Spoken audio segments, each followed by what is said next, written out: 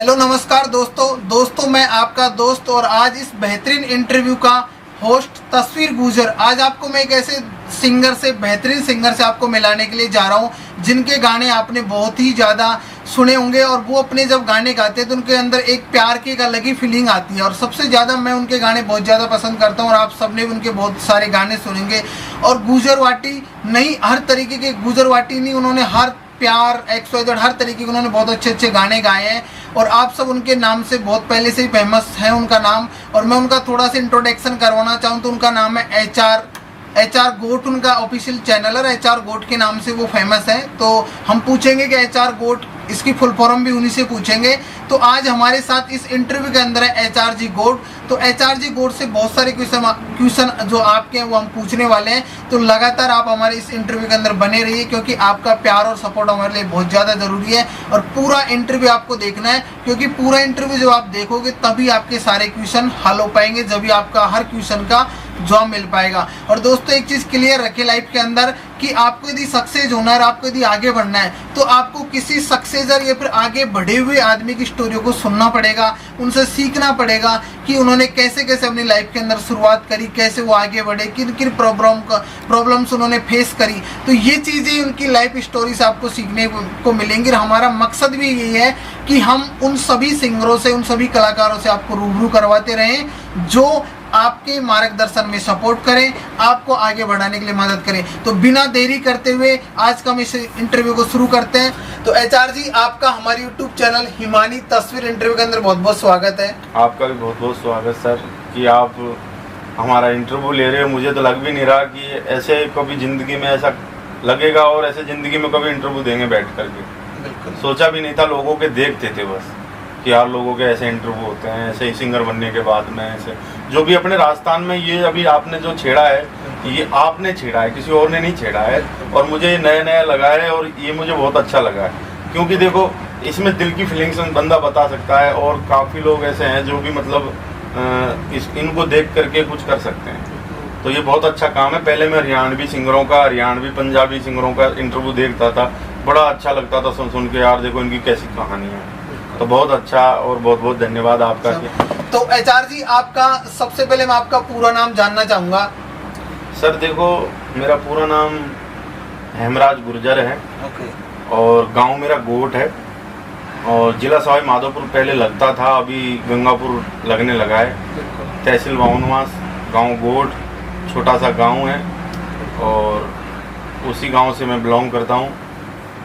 और नाम मेरा वैसे HR तो बाद में लगाने लगा हूँ, वैसे हेमराज गुर्जर नाम है।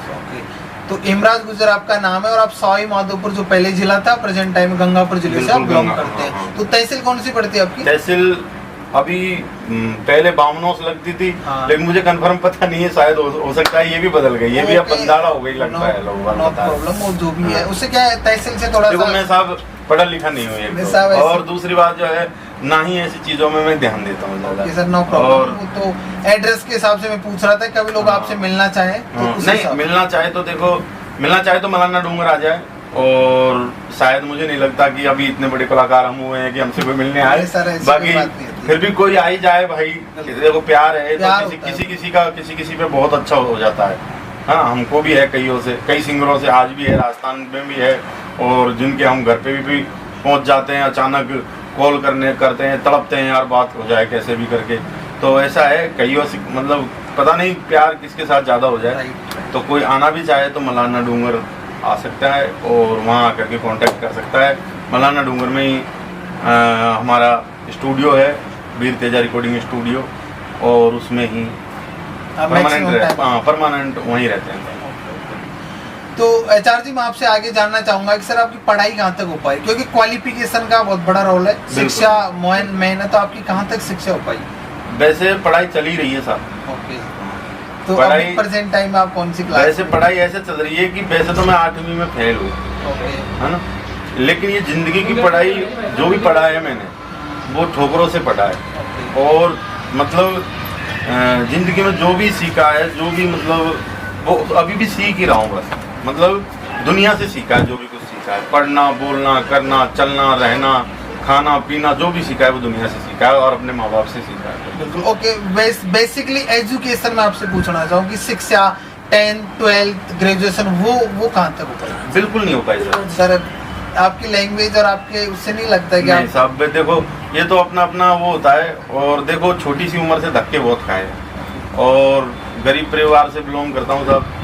और अभी थोड़ी बहुत गाड़ी किशोर जी ने चला रखी है, भगवान ने पता नहीं कैसे चला रखी है, उसी ने चला रखी है तो चल रही है।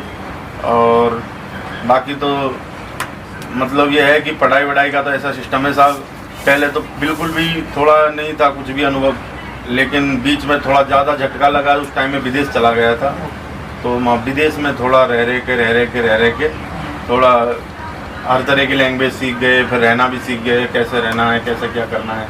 तो इसलिए मतलब लोग देख करके नहीं लगता कि यार ये पढ़ा लिखा बंदा नहीं है, जबकि मैं रियल बताता हूँ, मैं 8वीं में 2 बार फेल हुआ हूँ सर। और मैं जैसे डफर नहीं होता, मतलब मैं स्कूल में भी पीछे ही पीछे बैठता था साहब।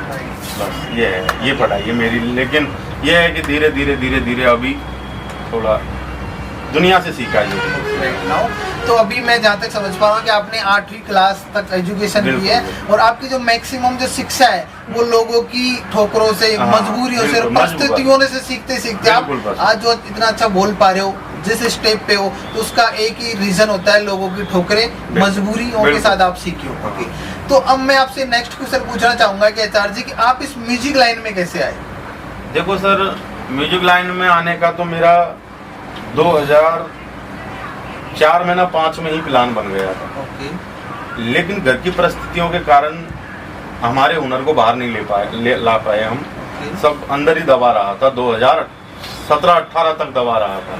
अब देख लो मेरा कितना दर्द रहा होगा। 2005 से लेकर 18 तक तो आपने अंदर ही रखा, मतलब क्योंकि उस समय स्टूडियो इतने नहीं थे और किसी से हम बातें करते थे जैसे यार कि इसमें कितना खर्चा आता है, कैसे रिकॉर्डिंग होती है, कैसे क्या होता है। तो बाद में मतलब लोग ऐसे बताते थे जैसे बहुत ही भारी, मतलब जैसे हल्का सा नहीं बताते थे कोई भी। जैसे अपन रास्ता पूछ रहे हैं किसी से कि भैया यार हमें फला जगह जाना है, तो जैसे किसी ने शॉर्टकट बता दिया, भाई यार ये पास में चले जाओ। और एक किसी ने बता दिया नहीं भैया ये तो रास्ता ठीक नहीं है यार, आप तो गलत आ गए यहाँ से, वो ऐसे थोड़ा डर जाएगा बंदा, यार मैं तो गलत आ गया रियल में। तो ऐसा ही हमारे साथ हुआ था। तो इस वजह से 2017 तक हम होल्ड पे रहे और खेतीबाड़ी की, फिर घर में ट्रैक्टर था वो चलाता था। उसके बाद में अचानक थोड़ी घर के परिस्थितियों के कारण विदेश जाना पड़ गया। फिर विदेश में जाने के बाद भी मैं बीमार हो गया था वहाँ पे, 3 महीने के बाद ही बीमार हो गया था। 3 महीने रहा था ठीक पे, उसके बाद बीमार हो गया था। इतना भयंकर हुआ था कि वो बीमारी में चलते चलते भी मैंने 3 साल पूरे किए थे। वहाँ जाने के बाद दवा गोली लेता था, रात मतलब मेरे को नींद नहीं आती थी और कई समस्याएं मेरे साथ होती थी, लेकिन मैं फिर भी ड्राइविंग करता था और जो है चलता रहता था। और मन में एक ही ख्याल चलता था कि अगर यहाँ से मैं जाऊँगा ना तो सिंगिंग का ही काम करूँगा और यही काम है जो मैं जी सकता हूँ। बाकी और मेरे लिए कोई जीने का कोई जरिया नहीं है, क्योंकि देखो बीमारियों के कारण ड्राइविंग नहीं कर सकता और मेरे से मेहनत होती नहीं थी, क्योंकि देखो शुरू से मैंने मेहनत, माँ बाप चाहे गरीब लोग परिवार से बिलोंग करते हैं, लेकिन माँ बाप ने मेरे से कभी कुछ नहीं करा, कभी ऐसे नहीं बोला कि तू ये काम कर, कभी नहीं बोला। मैंने कितना कमाया नहीं कमाया, चाहे उन्होंने कैसे भी अपना घर परिवार चलाया, लेकिन 1% भी मेरे को कभी काम के लिए नहीं बोला कि यार तू ये काम कर। और मैं ये बात जब मेरे दिमाग में आती है तो मेरे आंसू भी आ जाते हैं आंखों में, क्योंकि देखो जिंदगी ने ऐसे ऐसे मोड़ दिखाए कि शायद ही किसी को दिखाए होंगे। हकीकत बता रहा हूँ मैं आपको, और कभी लाइफ में हवा में नहीं उड़ूंगा कभी भी, क्योंकि मुझे पता है जिस जगह से मैं वो सिड्डी पे पैर रख के आया हूँ ना, और जिस मोड़ को टच करके आया हूँ ना, शायद उस जगह पे बंदा दम तोड़ देता है, लेकिन नहीं तोड़ने दी। मैं तो बंदा तो तोड़ देता है, लेकिन भगवान ने नहीं तोड़ने दी। सिर्फ महत्व बताने के लिए ईश्वर ने उस स्टेज तक पहुंचाया था कि पैसे का महत्व क्या होता है, वक्त का महत्व क्या होता है, और फिर अगर बुलंदी मिल जाए तो किस हिसाब से रहना। हो सकता है आज है कल नहीं है, तो साहब ऐसी बात है, ऐसे चल रहा है जीवन। बिल्कुल। तो इस तरीके से आपकी म्यूजिक लाइन के अंदर शुरुआत हुई। हाँ। और मैं आपकी बातों से समझ पा रहा था कि आपकी फाइनेंशियल प्रॉब्लम, घर की जो कंडीशन थी वो बहुत वीक थी। बिल्कुल, बिल्कुल। उस स्टेप की वजह से आप कहीं ना कहीं एजुकेशन नहीं कर पाए, और उसी की वजह से आपको विदेशों में जाना पड़ा। और ये एक उस टाइम पे छोटा मोटा टास्क नहीं होता, क्योंकि हर आदमी उस चीज को, अभी आपकी एज से हम समझे तो कोई ज्यादा एज नहीं है, लेकिन इतनी छोटी एज के अंदर इतने बड़े बड़े काम और ऐसी ऐसी परिस्थितियों को फेस करना छोटा मोटा टास्क नहीं होता। देखो साहब, ये मान लो ना, आप ऐसे ऐसे दिन देखे हैं कि बता नहीं सकता मैं, वो या नहीं कर सकता। अभी आप मिले हो तो दिल हल्का हुआ है यार कि हमारी बातें आगे तक जाएगी। और क्योंकि अगर हम डायरेक्टली हमारे YouTube चैनल पे डाले तो क्या पता क्या इफेक्ट पड़ जाए लोगों पे। हो सकता है लोग सोचे यार साला ये क्या पता चैनल चलाने के चक्कर में अपनी कहानी रोने लग गया। इस चक्कर में मतलब ये बातें सब बयान नहीं कर सकते। बाकी आप मिले हो तो बता रहा हूँ, और शायद जिंदगी में मौका मिला, अभी तो देखो पता नहीं कहाँ तक जा पाएंगे। राइट सर, हमें इसका कोई पता नहीं कहाँ तक जा पाएंगे। एक आ करते हैं ना अपन, उसका एक बार बोल रहे हैं, उसका पता नहीं है कब ये शरीर चला जाए। हाँ, इससे कोई पता नहीं है। तो देखो, अगर जिंदगी में समय मिला और भगवान ने उस लायक बनाया, तो अभी तो आपके पास कुछ ही बातें बता पा रहा हूँ, लेकिन ऐसी ऐसी बातें हैं जो कभी अगर स्टेज मिला मुझे बोलने का तो मैं बताऊंगा लोगों को कि हिम्मत मत हारना। राइट। जिंदगी में हिम्मत मत हारना कभी भी, और भगवान को मत कोसो। वो शायद आपके लिए वो करके देगा जो किसी को नहीं दिया होगा। रियल बात है। और मैं तो, मेरे को तो दे रखा है भाई, अब मुझे तो भगवान ने दिया है, और मैं इसको गॉड गिफ्ट मांगता हूँ। और मेरे लिए तो जो भी है ईश्वर है बस, और ऑडियंस है बस। और कभी भी आज तक मैंने अपने आप को सिंगर माना भी नहीं, और मैं हूँ भी नहीं इतना बड़ा कलाकार कि मैं कलाकार मानूं। देखो सही बताऊँ आपको बात, इतना बड़ा कलाकार भी नहीं है कि साहब ये तो पता नहीं, मुझे तो ये भी एक सपना सा लग रहा है कि आप मेरा इंटरव्यू ले रहे हो।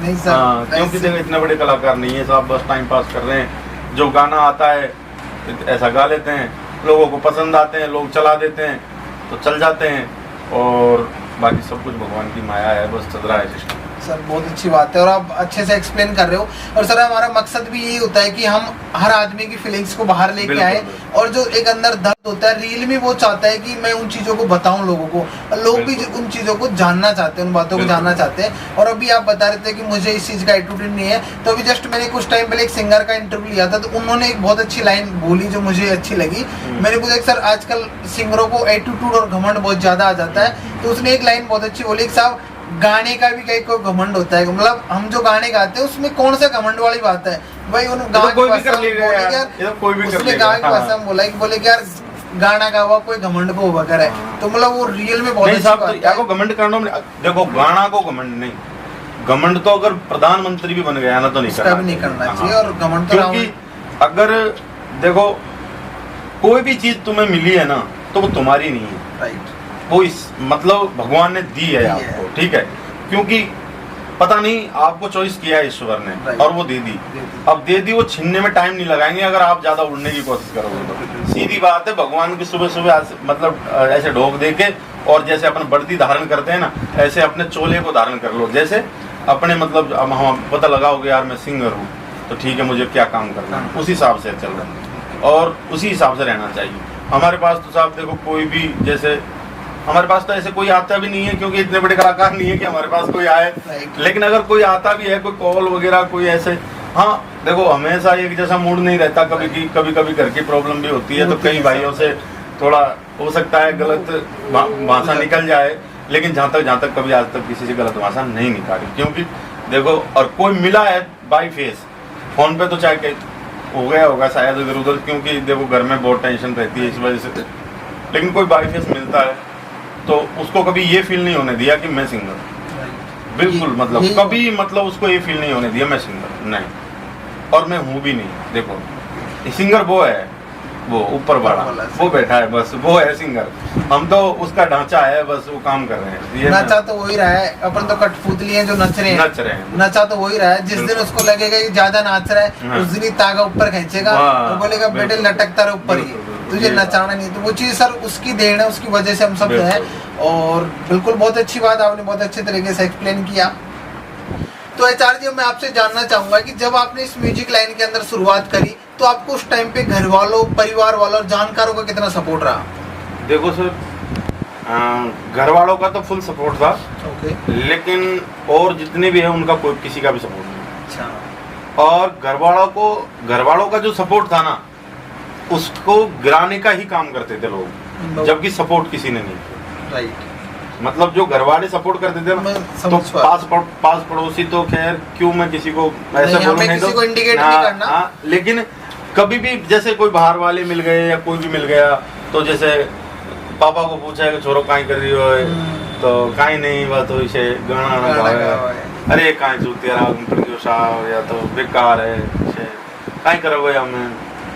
फिर घर का फिर लड़ा भी है, कभी कभी छोड़ छाड़ दे काम को, कहीं और देख ले या इसे, फिर बड़ा दुख हो अंदर से।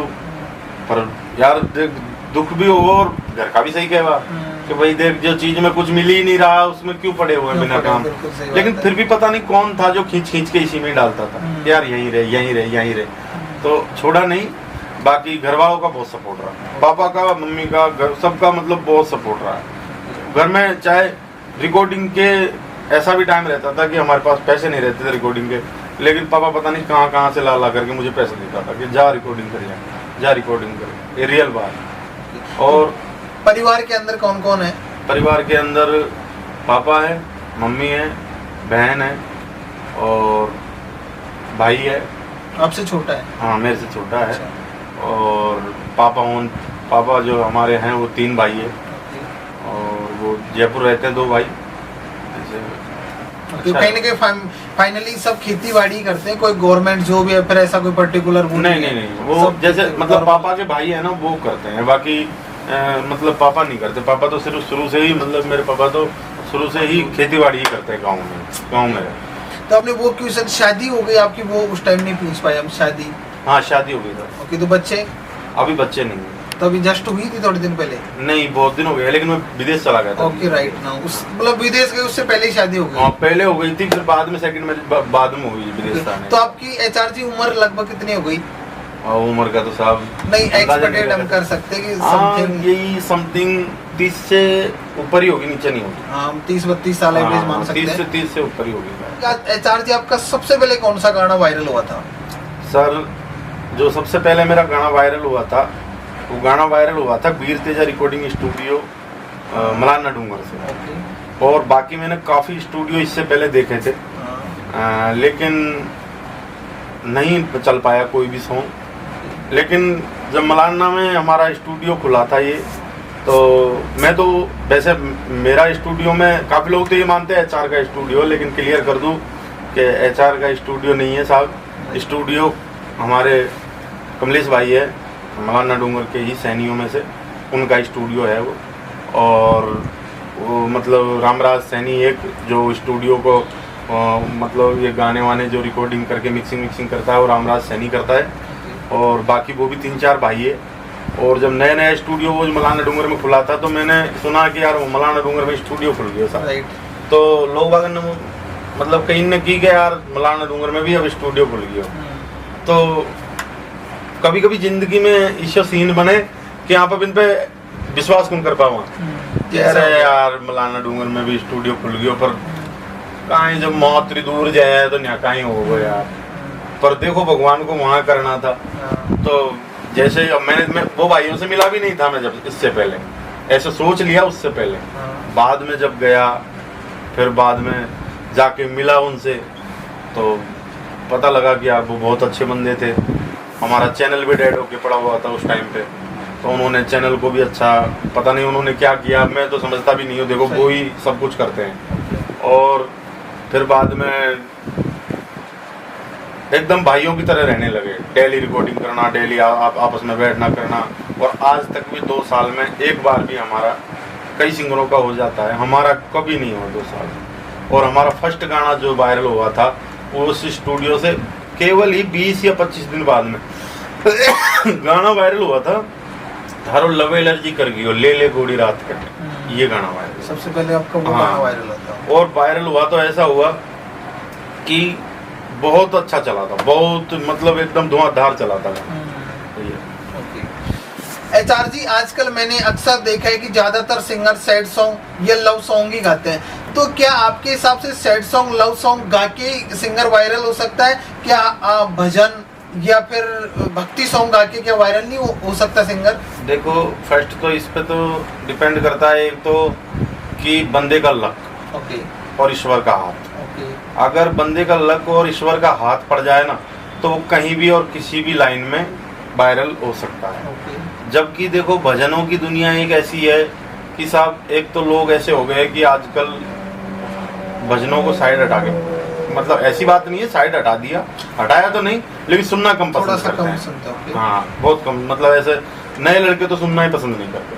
तो ऐसा है कि जबकि भजनों पे भी ऐसे ऐसे सिंगर है जिन्होंने दुनिया नचा रखी है। बिल्कुल साहब। हाँ ऐसी बात नहीं है कि इन पे ही वायरल हो, वायरल भजनों पे भी अच्छे होते हैं। भजनों पे हुआ है उसको तो और भी ज्यादा मेरे को लगता है कि इज्जत, शोहरत, दौलत और हर चीज ज्यादा मिलती है मेरे ख्याल से। जहाँ तक मेरा मानना है कि भजन तो हमारा भी दिल करता है गाने का, लेकिन करे क्या कि हमारे पास ऑडियंस ऐसी है कि भजन कोई सुनता नहीं। हाँ ये बात तो ओके कोई नहीं। और अच्छी बात है कि आदमी यदि भजन के अंदर भी ट्राई करे तो अपना एक अच्छी आवाज हो, अच्छा सुर हो तो वो भी वायरल हो सकता है। ऐसा कोई इशू नहीं कि सैड सॉन्ग और लव सॉन्ग से हो सकता है। नहीं आराम से हो सकता है कहीं भी किसी भी लाइन में, और कैसे भी कब वायरल हो जाए कोई पता नहीं। ये भगवान के ऊपर डिपेंड होता है, बंदे के लक पे डिपेंड करता है। एचआर जी नेक्स्ट मैं आपसे पूछना चाहूंगा, तो एचआर जी कभी आपकी लाइफ के अंदर ऐसा मोड आया जब आपको लगा कि यार मुझे इस म्यूजिक लाइन को छोड़ देना चाहिए और अब मैं इसे और आगे मैनेज नहीं कर सकता, तो आप बता पाए वो कभी कोई ऐसा पल आपके साथ गुजरा हो?